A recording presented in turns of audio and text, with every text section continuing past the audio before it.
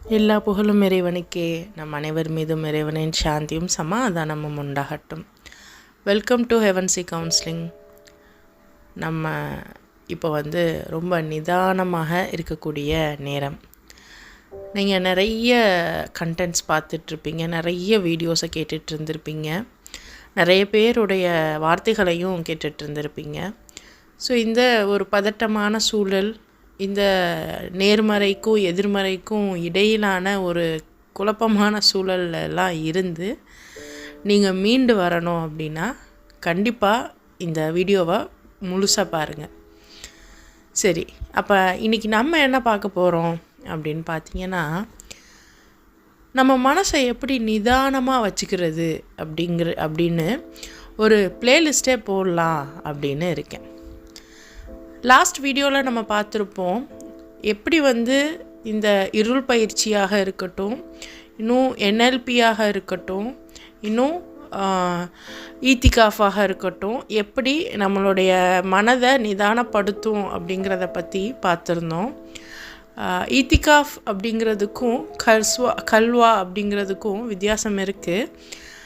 நான் பொதுப்படையாக பேசணும், எல்லாருக்குமே ஓரளவுக்கு புரியணும் அப்படிங்கிறதுக்காக சில விஷயங்களை அந்த வீடியோவில் நான் பேசியிருப்பேன். இப்போது இன்னையிலேருந்து ஒவ்வொரு வாரமும் வெள்ளிக்கிழமையில் நீங்கள் எதிர்பார்க்கலாம், நல்ல அழகான முறையில் உங்களுடைய மனதையும் உங்களுடைய கல்வையும் நிதானப்படுத்துறது என்னுடைய கடமையாக நான் எடுத்திருக்கேன், இறைவனுடைய அருளால். பிகாஸ் நம்ம எல்லாருமே இறைவனுடைய படைப்புகள் நிம்மதியான, சலாமான, சாந்தமான ஒரு வாழ்வை வாழணும் அப்படிங்கிறது இறைவனுடைய நியத். ஸோ இறைவனுடைய நியத்துக்காக வேலை செய்யக்கூடியவர்களில் இறைவன் என்னையும் ஒருவராக ஏற்றுக்கொள்ளணும் அப்படிங்கிற ஒரு நியாவோட நான் என்னுடைய பணியை ஆரம்பிக்கிறேன். சரி, இப்போது நம்ம நிதானமாக இருக்கணுங்கிறதுக்கு என்னங்க முதல்ல பண்ணுறது? நீங்கள் நிறைய விஷயங்களை, நிறைய இன்ஃபர்மேஷன்ஸை நம்ம மனசில் போட்டுகிட்டே இருக்கோம். எப்படி வயிற்றுக்கு எவ்வளோ ஹெல்த்தியான ஃபுட்டாக இருந்தாலும் வயிறு ரொம்பிடுச்சு அப்படின்னா அதுக்கு மேலே நீங்கள் சாப்பிட்ற ஒவ்வொரு ஃபுட்டுமே உங்களுக்கு தேவையில்லாதது. அது மாதிரியே உங்களுடைய இன்ஃபர்மேஷன், உங்களுக்கு தேவையானது போக மீதி உள்ள எல்லா இன்ஃபர்மேஷன்ஸும் உங்களுக்கு தேவையில்லாதது தான். ஸோ அதிகமாக இன்ஃபர்மேஷன்ஸை கன்சியூம் பண்ணுறத நீங்கள் தவிர்த்துக்கோங்க. ஸோ எந்த அளவுக்கு நீங்கள் இன்ஃபர்மேஷன்ஸை தவிர்த்துக்கிறீங்களோ அந்த அளவுக்கு உங்களுடைய மனம் நிம்மதியாக, சலனம் இல்லாமல் இருக்கும். இன்னும் தெளிவாக சொல்லவா? ரெடியாக இருக்கீங்களா? Get ready. நிறைய இன்றைக்கி ரொம்ப நிதானத்தின் பக்கம் நீங்கள் போக போகிறீங்க. அதுக்கு இறைவன் உங்களுக்கும் எனக்கும் அருள் புரியட்டும். அப்போது முதல் விஷயம், நான் எப்படி நிதானமாக இருக்கிறது, எனக்கு ஏதாவது டிப்ஸ் கொடுங்க அப்படின்னு தானே எல்லோரும் கேட்குறீங்க. இதோ உங்களுக்காக டிப்ஸு தான். ஸோ முதல் விஷயம், நம்ம நிதானமாக இருக்கணுங்கிறது ஒரு மிகப்பெரிய கம்பசூத்திரமே இல்லைங்க. நீங்கள் எந்த அளவுக்கு உங்களை ஆசுவாசப்படுத்திக்கிறீங்களோ அந்த அளவுக்கு உங்களுக்கு நிதானம் கிடைக்கும். சரி, அப்போ என்னை நான் எப்படி ஆசுவாசப்படுத்துறது? உங்களுக்கு ஸ்டெப் பை ஸ்டெப் கைடன்ஸாகவே நான் தரேன்.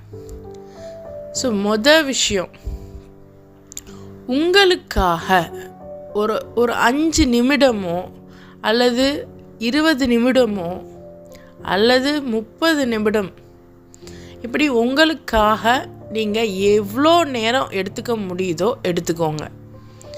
இது உங்களுக்காக மட்டும் கிடையாது, உங்களுடைய ஒவ்வொரு உடல் உறுப்புகளாக இருக்கட்டும், உங்களுடைய மனதாக இருக்கட்டும், எல்லாமே உங்களுடைய இறைவன் உங்களுக்கு கொடுத்த அருட்கொடை. முதல்ல உங்களை நீங்கள் யோசிங்க. ஏன் என்ன நான் யோசிக்கணும் அப்படின்னா, என்ன நான் யோசிக்கும்போது தான் பிறரை பற்றியும் என்னால் யோசிக்க முடியும். சும்மா சொல்லலாம், நான் தன்னலமற்று செயல்படுவேன், நான் என்னை பற்றிலாம் நான் யோசிக்க மாட்டேன், மற்றவங்கள பற்றி தான் நான் யோசிப்பேன். அப்படிலாம் யாராலையும் யோசிக்க முடியாதுங்க. அப்போது நீங்கள் என்ன பண்ணலாம் அப்படின்னா, முதல்ல உங்களை பற்றி யோசிக்கிறதுக்காக ஒரு குறிப்பிட்ட நேரத்தை ஒதுக்குங்க. நான் எந்த டைமில் ஒதுக்குவேன்? எனக்கு டைமே இல்லை. நல்லா யோசிச்சு பாருங்கள். ஃபோன் நீங்கள் பார்க்கவே இல்லையா? இந்த வீடியோ கூட நீங்கள் கேட்குறீங்க அப்படின்னா, you have time to do some course. So உங்களுடைய வேலை அல்லாமல் உங்களுடைய பொழுதுபோக்குக்காக நீங்கள் கொஞ்சம் நேரத்தை ஒதுக்கத்தான் செய்கிறீங்க. உங்களுக்கு நேரமே இல்லாமல் கிடையாது.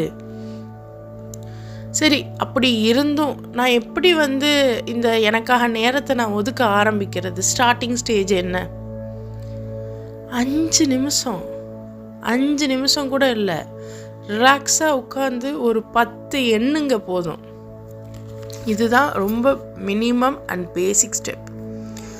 நீங்கள் நிற்கிறீங்களோ, உட்கார்றீங்களோ, படுத்துருக்கீங்களோ, எந்த நிலையாக இருந்தாலும் முதல்ல உங்களை நீங்கள் ரிஃப்ளெக்ட் பண்ண ஆரம்பிக்கணும். அப்படின்னா முதல்ல நிதானத்துக்கு வரணும். அப்படின்னா ஏன் கவுண்ட்ஸ்க்கு நம்ம சொல்கிறோம்? எல்லாருமே பார்த்தீங்கன்னா, நீங்கள் மெடிடேஷன் எடுங்க, யோகா எடுங்க, நீங்கள் எது எடுத்தாலுமே, நீங்கள் திக்ரு எடுங்க, எல்லாத்துலேயுமே கவுண்ட்ஸ் தான் கொடுப்பாங்க. ஏன் அந்த கவுண்ட்ஸ், ஏன் அந்த நியூமரிக்கல் வருது அப்படின்னு பார்த்தீங்கன்னா, அப்போ தான் உங்களுக்கு கான்ஷியஸ்னஸ் வரும். நீங்கள் நிதானம் அடைவீங்க. உங்கள் மூளை அந்த எந்த அளவுக்கு ஒர்க் செய்யுதோ அந்த அளவுக்கு உங்கள் மூளை ஃபோக்கஸ் ஆகும். அப்போது உங்களுடைய அந்த நிதானத்துக்கு உங்களுக்கு தேவை ஃபோக்கஸ். ஸோ கவுண்ட் கொடுங்க. ஸோ கவுண்ட் கொடுக்கும்போது எனக்கு பல தாட்ஸ் வருது. நான் இப்படி தான் மெடிடேஷன் பண்ணலான்னு நினைக்கிறேன், யோகா பண்ணலான்னு நினைக்கிறேன், இன்னும் நான் தொழுகிறேன், இல்லை தெரப்பீஸுக்கெல்லாம் போகிறேன்.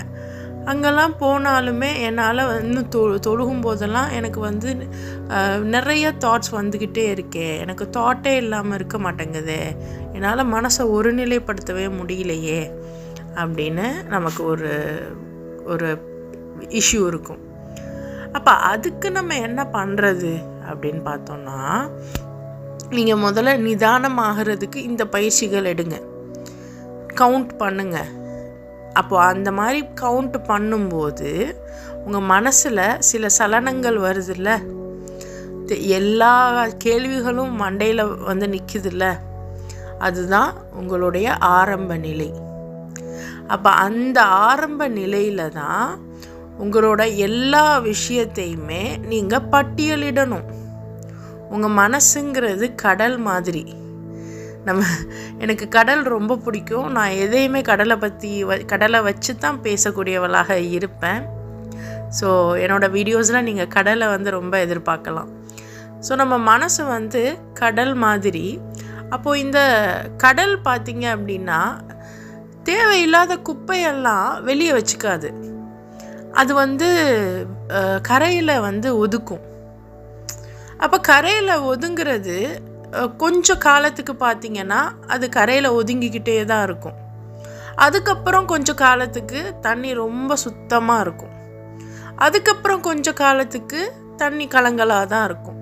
அதுக்கப்புறம் கொஞ்சம் காலத்துக்கு அந்த கலங்கலான தண்ணி மீண்டும் குப்பையெல்லாம் கொண்டு சேர்க்கும். ஸோ இது ஒரு சைக்கிளாக தொடரும். அப்படித்தான் நம்ம வாழ்க்கையும்.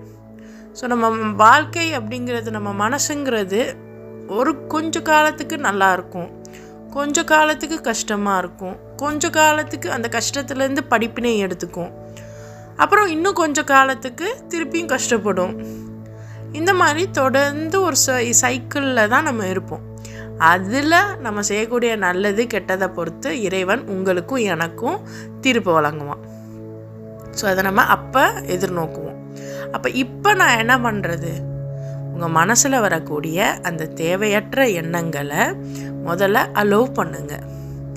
அதை அலைகளை தடுக்க முடியுமா? குப்பை அந்த நீங்கள் கடல் சார்ந்து இருக்கீங்கன்னா உங்களுக்கு தெரியும். கடல் தெரியல அப்படின்னா பொதுவாகவே நீர்நிலைகளில் இருக்கக்கூடிய உங்கள் வீட்டையே எடுத்துக்கோங்களேன். வீட்டை குப்பையே ஆக்காமல் உங்களால் வச்சுக்க முடியுமா? குப்பையாகிற வீட்டை நீங்கள் கூட்டி தானே அள்ளுறீங்க, டெய்லி கூட்டுறீங்க. ஒரு நாளாவது கூட்டாமல் இருக்கீங்களா? டெய்லி கூட்டினாலும் வீடு குப்பையாக தான் ஆகுது. வீடே அப்படி இருக்கும்போது மனசு அந்த மனசு குப்பையாக தான் செய்யும்.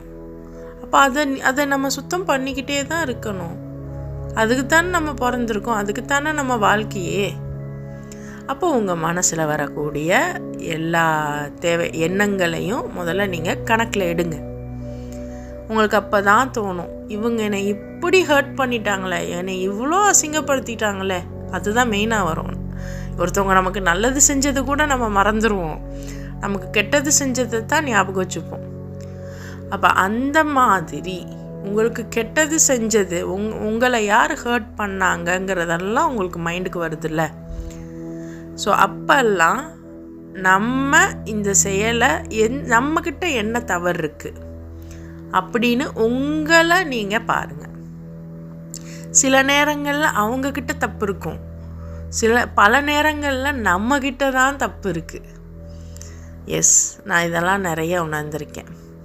அப்போது நம்மளோட தவறுகளை நம்ம புரிஞ்சுக்க ஆரம்பிக்கும்போது நமக்கு ஒரு கில்ட்டு ஃபீல் வரும். முதல் ஸ்டேஜ், நான் என்ன என் மனசில் ஓடுதுங்கிறத நான் யோசிக்கணும், நான் சிந்திக்கணும். ரெண்டாவது ஸ்டேஜ், அந்த என்ன ஓட்டத்தில் என் மேலே உள்ள தவறு இல்லை பிறர் மேலே இருக்கக்கூடிய தவறு, இதை செக்ரிகேட் பண்ணுங்க. அதே மாதிரி நான் செஞ்ச நன்மைகள், பிறர் எனக்கு செஞ்ச நன்மைகள், இதையும் செக்ரிகேட் பண்ணுங்க, இதையும் எடுங்க. நீங்கள் நல்லா யோசிச்சு பார்த்தீங்க அப்படின்னா, என்னை பற்றி தானே நீங்கள் யோசிக்க சொன்னீங்க.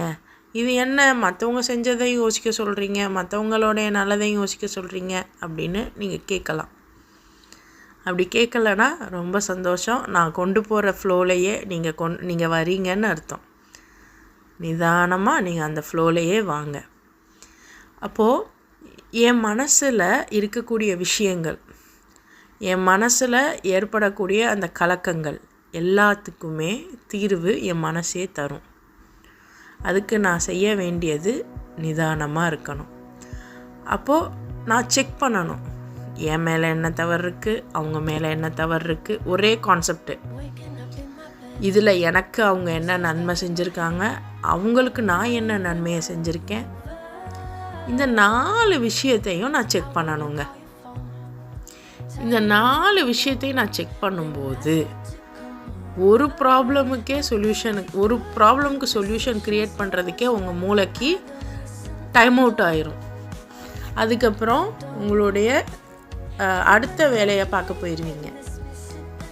அண்ட் ஆல்சோ இது பத்தாததுக்கு தூங்க போகிற நேரத்தில் தான் உங்களுக்கு பல யோசனைகள் வரும் இல்லையா? அப்போ கூட இதை நீங்கள் ட்ரை பண்ணுங்கள். ஒரு யோசனையை கையில் எடுங்க.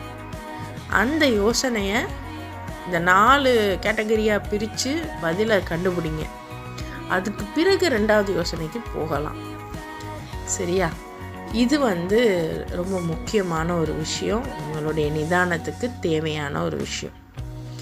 நீங்கள் நினைக்கலாம், எனக்கு நீண்ட காலமாக இது இருக்குது, அன்னைக்கு என்னை ஹர்ட் பண்ணிட்டாங்க, அன்னைக்கு எல்லோரும் முன்னாடி என்னை அவமானப்படுத்திட்டாங்க, இதுதான் உங்களுக்கு தோணுது அப்படின்னா, அதே பர்சன் எல்லார் முன்னாடியும் உங்களை கண்ணியமும் படுத்தியிருப்பாங்க என்னைக்காவது ஒரு நாள்.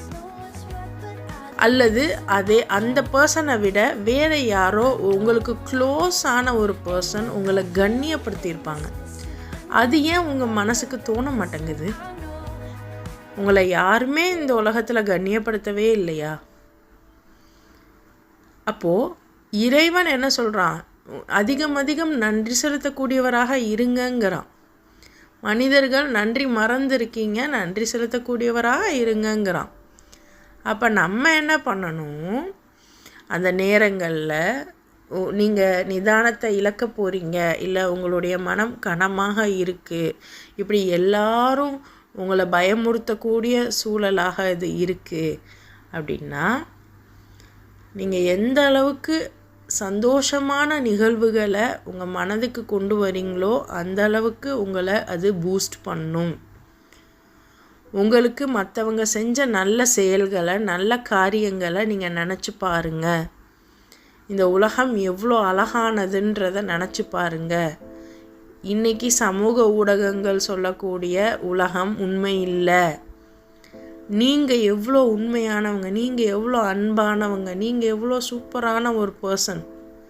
உங்களை மாதிரி தான் உங்களை சுற்றி எல்லாருமே இருக்காங்க. உங்களை ரப்பு எப்படி படைச்சிருக்கானோ அந்த மாதிரி தான் உங்களை சுற்றி உள்ளவங்களையும் படைச்சிருக்கான். அப்போ இந்த உலகம் முழுக்க முழுக்க நல்லவர்களால் நிரம்பி இருக்குதான். நீங்கள் நல்லவர்களாக இருக்கும்போது உங்கள் உலகமும் நல்ல ஆட்களாகவே இருப்பாங்க. நீங்கள் மனம் தளரும் போது, நீங்கள் மனம் உடையும் போது உங்களை சுற்றியும் மனமுடைந்த ஆட்கள் தான் இருப்பாங்க. அப்போது ஒரு உலகம் உங்களை சுற்றி இயங்கிறது உங்களை சுற்றி தான் இயங்குது. அப்போ எந்த அளவுக்கு நல்ல நல்ல விஷயங்களை உங்கள் மனசில் வச்சு நிதானமாக நீங்கள் இருக்கீங்களோ அந்த அளவுக்கு உங்களை சுற்றி வாழ்க்கை ரொம்ப பீஸ்ஃபுல்லாக, ரொம்ப அருமையாக போகும். இயல்பாக இருங்க, இயற்கையோடு இருங்க. இறைவன் போதுமானவன். நம்ம எல்லாருக்குமே ரப்பு போதுமானவன். நம்ம வேலைகளை நம்ம சரியாக செய்யணும். உங்களுக்கு என்ன தெரியுமோ, என்ன வருமோ அதை நீங்கள் செஞ்சுட்டு போயிட்டே இருங்க. உங்களுடைய கடமைகளை விசாலப்படுத்துங்க. இப்போ என்னுடைய கடமையை நான் எனக்குள்ளே என் ஃபேமிலி எனக்கு இப்படின்னு நான் முடிச்சுக்கிறல. என்னோட கடமையை என்னால் முடிஞ்சது நான் செய்கிறேன். அந்த மாதிரி உங்களுடைய கடமை உங்களுக்கு இப்போ நான் பேசுகிற மாதிரி தான் பேசணும், இவங்க தாவா பண்ணுறாங்க அதே தான் நானும் பண்ணணும் அப்படி எந்த கட்டாயமும் கிடையாது. இதை விட சூப்பரான தாவாஸ் நிறைய இருக்குது. இதை விட சூப்பரான தெரப்பி நிறைய இருக்குது. அப்போ உங்களுக்கு என்ன வரும்? எனக்கு கூட பின்ன தெரியாது, எனக்கு ட்ரெஸ் தைக்க தெரியாது, ஆனால் உங்களுக்கு தெரியுது. எனக்கு அந்தளவுக்கு ரொம்ப அழகான முறையில் இவ்வளோ பேத்துக்கெல்லாம் சமைக்க தெரியாது, ஆனால் உங்களுக்கு அதெல்லாம் தெரியுது. அப்படிங்கிறப்போ உங்களுக்கு என்ன தெரியுதோ, உங்களுக்கு தெரியாததை விட்டுருங்க, தெரிஞ்சதை கையில் எடுத்து அதை பிறருக்காக செய்யுங்க. இது ரொம்ப ரொம்ப ரொம்ப முக்கியம், ரொம்ப முக்கியம். நீங்கள் செய்யக்கூடியது உங்களுக்காகவும் உங்கள் ஃபேமிலிக்காகவும் மட்டும் இருக்கும்போது உங்கள் மனசு பாரமாக தான் இருக்கும். எப்போ உங்கள் ஃபேமிலியை விட்டு வெளியே வந்து பிறருக்காக, பிறருடைய நலனுக்காக, பிறருடைய நிம்மதிக்காக நீங்கள் செயலாற்ற ஆரம்பிக்கிறீங்களோ அப்போ உங்களுக்கு வாய்ப்புகள் அதிகரிக்கும். அப்போது நிறைய விஷயங்கள் நம்மக்கிட்ட இருக்குது, நம்மளுடைய பொறுப்புகள் இருக்குது, அதை நம்ம செய்யணும். நம்ம உண்டு, நம்ம மட்டும்தான் உண்டுன்னு சுயநலமாக இல்லாமல் மற்றவங்களும் இருக்காங்க, மற்றவங்களுக்காகவும் நம்ம சில செயல்கள் செய்யணும் அப்படிங்கிற நம்பிக்கையோடையும் அப்படிங்கிற பொறுப்புணர்வோடையும் நம்ம வாழும்போது நமக்கு நிதானமும் தானாக கிடைக்கும். இறைவன் போதுமானவன். ஸோ இப்படி உங்களுடைய நிதானத்தை நோக்கின பயணத்துக்கு நான் உங்களுக்கு கைட் பண்ணுறேன், நான் உங்களுக்கு சப்போர்ட்டாக இருக்கேன். இன்ஷா அல்லாஹ் தொடர்ந்து நம்மளோட சேனலில் இணைந்திருங்க. நிறைய விஷயங்களை உங்களோட நான் பகிர்ந்துக்கிறேன். அல்ஹம்துலில்லாஹ். அது வரைக்கும் அஸ்ஸலாமு அலைக்கும் வரஹ்மத்துல்லாஹி வபரகாத்துஹு.